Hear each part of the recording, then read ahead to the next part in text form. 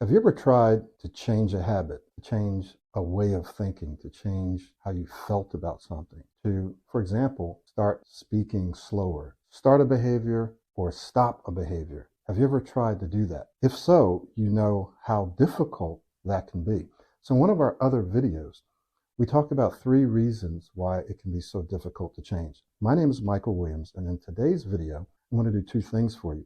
I'm going to give you a brief review of those 3 reasons, and then I'm going to provide you with a solution that addresses one of those reasons. So let's do a brief review of the 3 reasons why it can be so difficult to change. Well, the first one is habit. You and I created a pattern, a habit of doing something, and so it's automatic, and so it can be extremely difficult to change. The second reason can be beliefs, and often false beliefs. So we believe that something is true. We believe that we should do something in a certain way, or we believe that we shouldn't do something. And so those beliefs lock us in to that behavior. And so it's very, very difficult to change, even when we want to, if we have those false beliefs or those beliefs beneath the surface. And a third reason has to do with our identity. That's our bundle of beliefs. It's kind of our self-concept, who we believe ourselves to be, who we believe or how we believe we should behave in any and every situation. So if we identify ourselves as being a certain kind of person, then it's extremely difficult to change. So let's talk about a solution that is relevant to and related to habit. So I want to share with you some very, very specific things that you can do to create a new habit, to overwrite an old habit, right? Or build a new pattern of whatever it is that you want to do. We're going to use the example of slowing your speech down. And I'm going to share the solution by talking about 3 laws. And the first one is called Hebb's law. And Hebb's law simply says that neurons that fire together wire together. So when we talk about this firing together, what we're actually saying is that those neurons are communicating with each other. They're passing data, it's passing information between each other. And this data is what tells the different parts of our brain and body to do certain things. And so within our brain, we create a network of neurons that are communicating with each other, passing data that determines pretty much everything that we do, everything that we think, right? That determines everything. So in other words, if you and I want to slow our speech down, and so we give our brain a command, we say, I want to slow my speech down. We have to figure out, how do I slow my speech down? What does it look like? What does it sound like? What does it feel like when I'm slowing my speech down? And then we have to repeat. We have to consistently repeat the behavior of slowing our speech down over time. And it's in this consistent repetition of trying to slow our speech down over time, it's within that those neurons that manage speech, the pacing and the speed behavior, right, those motor functions, it's those neurons that are firing together. This is what we want to do. We're trying to repeat that behavior over and over. And it's that trying, that reaching, that causes those neurons to keep communicating with each other, fire together, they wire together. And it's the wiring, which is where those neurons are communicating together so well, they actually myelinate, which means there's a wrapping, there's an insulation that allows the data, right, the communication, to start happening very, very smoothly and effortlessly. This is when you and I reach a point of automaticity. So if you're trying to slow your speech down, but that neural pattern, that neural network hasn't been created yet because you have a current habit of speaking fast or feeling rushed or feeling like you need to hurry up, right? That's the current neural pattern. Now we have to create a new one, right, that overwrites the old one. We have to weaken the old one. And it's this new pattern that you're going to forge by trying to repeat consistently over time, speaking slower. This means that you necessarily will feel resistance. You will feel kind of mentally tired and exhausted. You will forget. You might tell yourself to slow down, and a few seconds later, you're speaking fast again. Why? Because it hasn't been wired in yet. The old pattern is still there. Hebb's law, which is at the very foundation of what we call neuroplasticity, which is the fact that our brains can change. We can literally change our brains through our conscious efforts. So when you say, I want to slow my speech down, and this is what I need to do to slow my speech down, then you have to remember that that's going to take consistent repetition over time, because that's how our brains form new habits. Now, there's another law that's related to this. It's called the law of accumulation. And this is really another way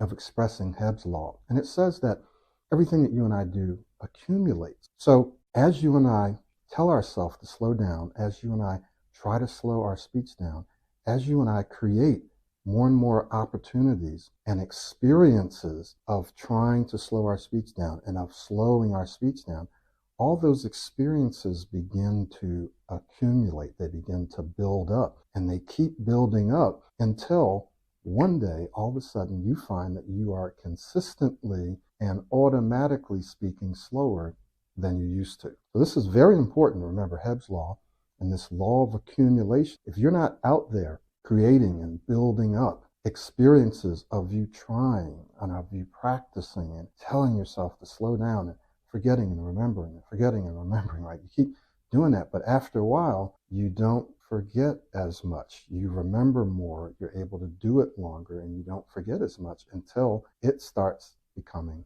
automatic. Now, there's another law that's very important. It's called the law of accelerating acceleration. And this law is also related. And what this says, pretty much 80% of the time that you and I spend practicing something, learning a new language, learning to slow down, creating this new habit, about 80% of that time, or within 80% of that time, you're only going to make about 20% of your progress. That means you're going to feel like you're working really hard and that you've been working for a while, but you haven't made much progress. Well, in part, this is because it takes our brains time to wire together that new neural network that represents slowing down our speech. It could be because we haven't immersed ourselves enough, that we haven't been as consistent in our repetition of trying to slow down. It could be because we haven't created or put ourselves in enough speaking experiences where we can practice slowing our speech down. The law of acceleration says that, hey, 80% of the time that you're working, you're only going to make a little bit of progress. But guess what? You're going to cross a line where you come into now that the last 20% of the time that you're working, you'll make 80% of the progress. So what happens is you start speeding up, you start accelerating faster and faster towards your goal. Now, the reason, or one of the reasons that this is important to know, is that often people quit. Because you and I don't know where that line is. We don't know where the 80% ends and the 20% begins and we start accelerating. But you'll feel it, but we just don't know where that is. We don't know if it's 2 weeks away or 3 weeks away or a month away, but it's there. And especially if you have a system like ours where we've seen people go through the cycles and we can say, well, it should take about this amount of time. If you're immersing yourself, in about 3 weeks, you'll see this. In about 6 weeks, you'll see it. In about 8 weeks, you'll see that. In about 12 weeks, you'll start to see this, right? If you don't understand this law of accelerating acceleration, then what can happen is a person can quit. They'll say, man, I've been doing everything. I've been working on this. I've been trying to do this, and I'm just not getting a lot of traction. I'm just not seeing or getting the results that I like. So let me slack off a little and go find something else. Let me go check out this YouTube video. Let me check out this person's system. Let me buy this course. Let me get this coaching because I think this is going to be better. So all that you've done is kept yourself in that first 80%, and you'll keep getting in that first 80%, never really completely reaching your goal. If you have a system that works, that's science-based and that's experience-based, that works, stick with it because you're going to go through your dips, you're going to go through your cycles. But what's going to happen is you're going to cross that threshold where all of a sudden it starts to click. I have clients tell me this all the time.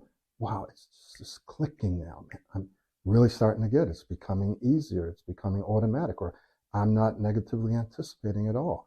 I'm not thinking about the words at all. Right? They've crossed that line because they immerse themselves using this law of accelerating acceleration and using the law of accumulation. Like they've been out there accumulating experiences and understanding Hebb's law. So I hope that that was helpful for you. So the question is, how do you create a new habit? Well, what's the habit that I want to create? Let's just say we want to start slowing our speech down. Well, then what does that look like? What does that feel like?